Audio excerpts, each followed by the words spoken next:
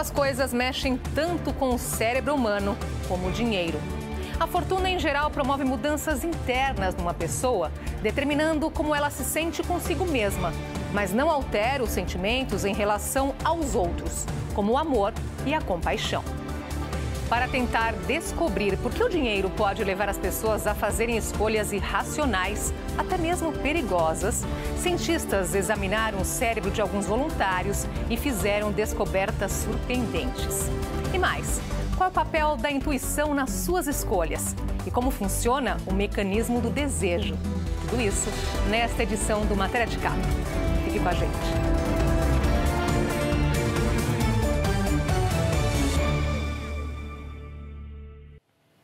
Descobertas feitas pela neurociência mostram que o cérebro reage de maneira diferente diante de situações relacionadas ao dinheiro.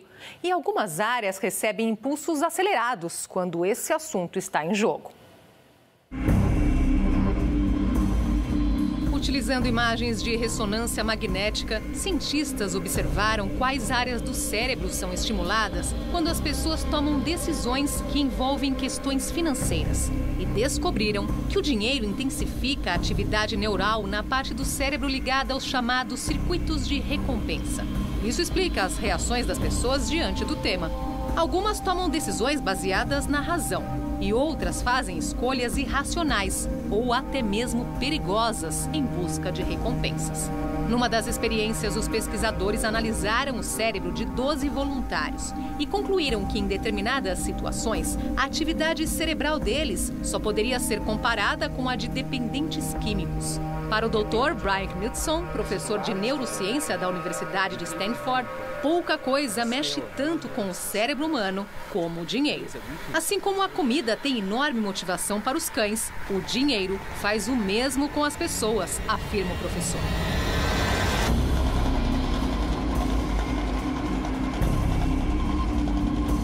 O dinheiro dá essa possibilidade nossa de realizar coisas. Por isso é um objeto assim tão adorado de certa maneira. Então, isso pode potencializar o lado bom, mas também potencializa o lado ruim, porque o cérebro ele acaba vivendo de ciclos, ele vai repetindo esses ciclos, transformando em hábitos.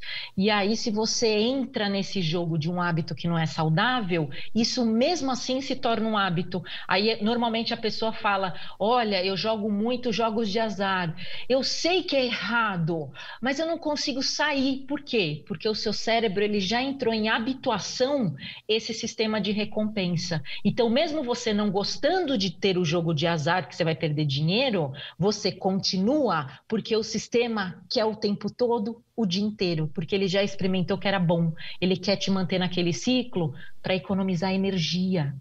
Energia, estou falando caloria, gente. O sistema ele é alimentado por calorias, por açúcar, energia. Tá? Então, ele entra naquele hábito. Aí vem a questão. Eu sei que não faz bem, mas eu não consigo sair desse ciclo. Por quê? Porque mudar hábitos no sistema nervoso é muito difícil, dói muito. Então, o sistema vai sempre te sabotar para você voltar naquele ciclo, naquela rotina. Porque mudar é algo que machuca, lembra dor e risco para o sistema. Então, ele faz um jeito da gente se afastar.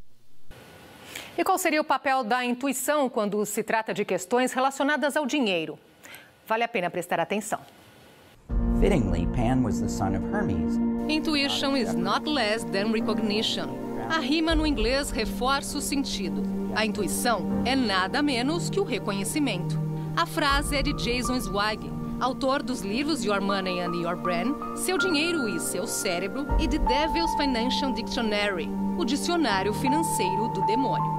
Colunista do Wall Street Journal e pesquisador de temas relacionados com a neurociência e o cérebro, Jason Zweig acredita que a intuição deve ser levada em conta na tomada de decisões envolvendo dinheiro. Só não pode ser o único fator a ser considerado.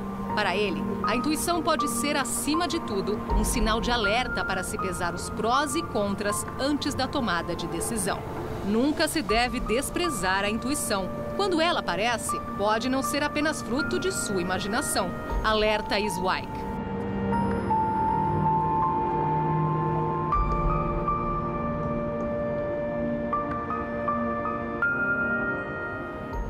Afinal, o dinheiro realmente compra a felicidade? Para tentar responder a essa pergunta, pesquisadores entrevistaram cerca de 1,5 milhão de pessoas em 162 países.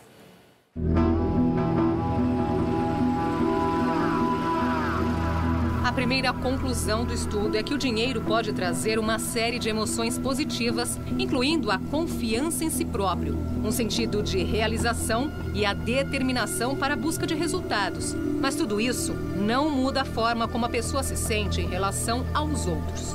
Isso significa que uma pessoa dotada de uma grande fortuna pode revelar os mesmos sentimentos de compaixão, amor ou raiva que outra de recursos extremamente limitados. Segundo os autores da pesquisa, a quantidade de dinheiro que uma pessoa ganha determina como ela se sente em relação a si mesma. Isso quer dizer bem ou mal. Esses sentimentos são chamados de emoções internas, que podem ser positivas ou negativas. Ter mais dinheiro inspira confiança e determinação, enquanto o contrário está associado à tristeza e ansiedade. O estudo foi publicado pela revista Emotion, da Sociedade Americana de Psicologia. A principal conclusão do estudo é que ter mais dinheiro não torna necessariamente as pessoas melhores do ponto de vista social. E grandes fortunas não contribuem para criar uma sociedade mais caridosa ou tolerante.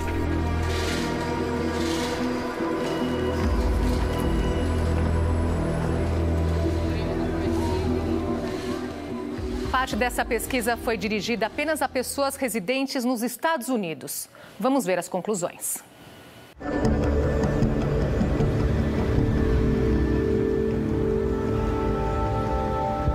Foram ouvidas 4.000 pessoas no território norte-americano. Nessa etapa, os pesquisadores queriam descobrir o efeito duradouro da experiência de ter mais ou menos dinheiro. E foi constatado que estas emoções podem se estender por até 10 anos após uma mudança significativa. Ou seja, os sentimentos de confiança e determinação de um lado, ou de medo e ansiedade relacionados com o dinheiro, tendem a se prolongar por até uma década. De acordo com o censo dos Estados Unidos, a renda média no país em 2019 era de $68.700 por ano, algo em torno de R$370 mil. Os autores do estudo explicam que um aumento nesse valor médio iria promover, sem dúvida, maior nível de satisfação individual. Mas isto não significa que poderia contribuir para experiências importantes para a vida em sociedade.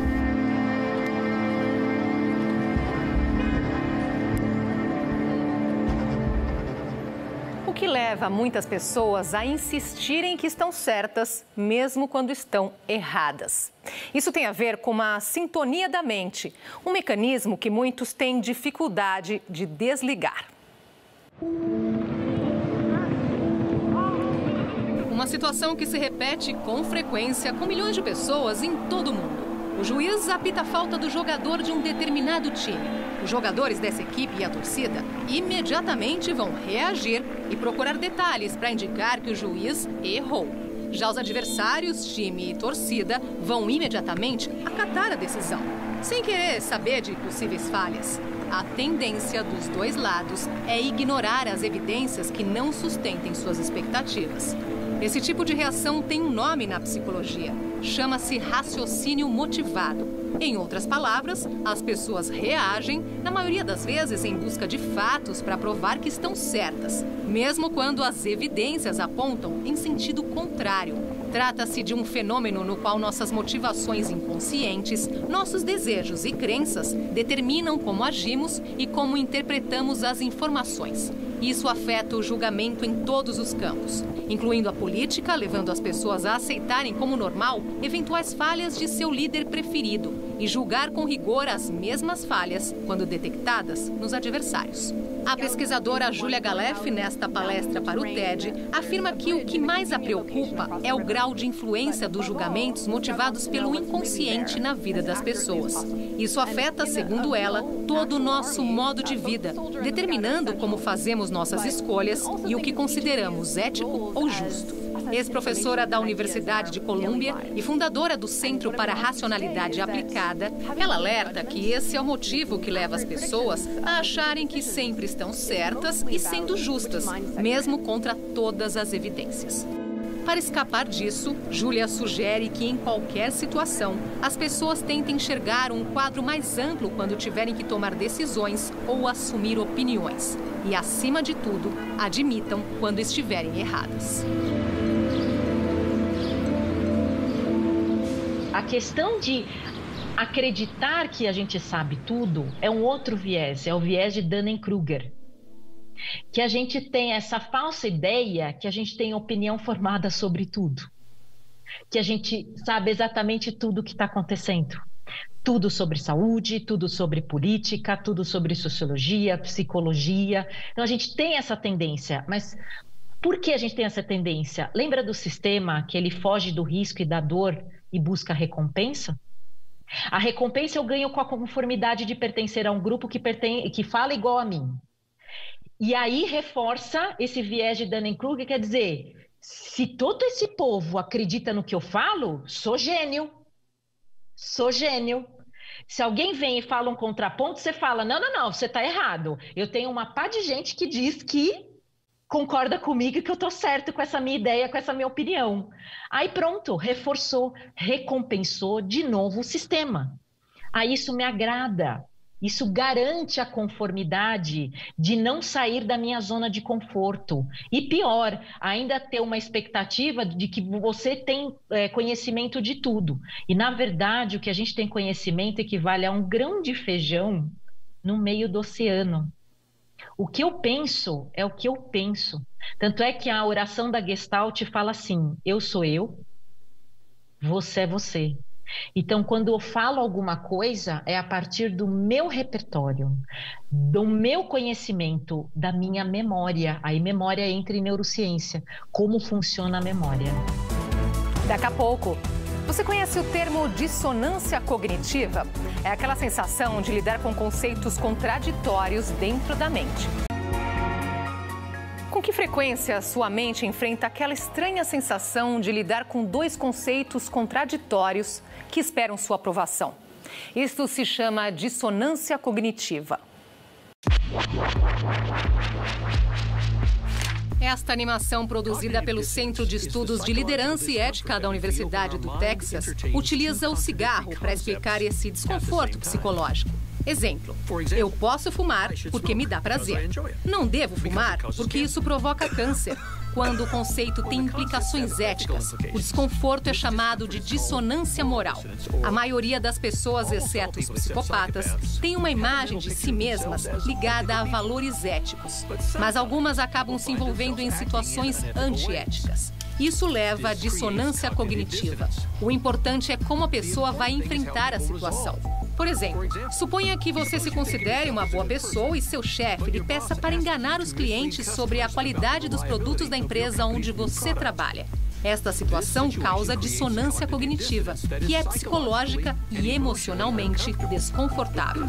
Nesse caso, a dissonância se manifesta como um sentimento de culpa, uma desconfortável sensação que você gostaria de resolver. Algumas pessoas poderiam se recusar a enganar os clientes, optando por agir honestamente a fim de preservar a autoimagem. Mas o fato é que a maioria vai se recusar a fazer a coisa certa e tentar se justificar alegando que, afinal, o cliente deveria saber o que estava comprando. Ou pode dizer que estava apenas cumprindo ordens. Então, que a culpa é de outra pessoa. Ou ainda, pode ignorar os detalhes sobre o produto de maneira que, em caso de problemas, vai justificar como desconhecimento. É disso que se trata a dissonância cognitiva. Study the many means our minds use to distance us from our immoral actions and guard against them. A diferença entre opinião e fato deveria ser clara para a maioria das pessoas. Deveria, mas não é, como vamos mostrar agora. I'm a social psychologist who's interested really in human reasoning. O professor Peter Zito leciona psicologia e comportamento social na Universidade da Califórnia, Irvine. Depois de pesquisar muito sobre o assunto, ele afirma que não são poucas as pessoas que tentam transformar as próprias opiniões em fatos. E algumas chegam a expressar conceitos como se fossem cientistas, embora se comportem mais como advogados. A diferença é que os cientistas constroem os fatos partindo de um princípio para chegar a uma conclusão. Já os advogados buscam fatos para sustentar as conclusões que pretendem alcançar. Esta é a maneira como muitas pessoas costumam agir, diz o professor.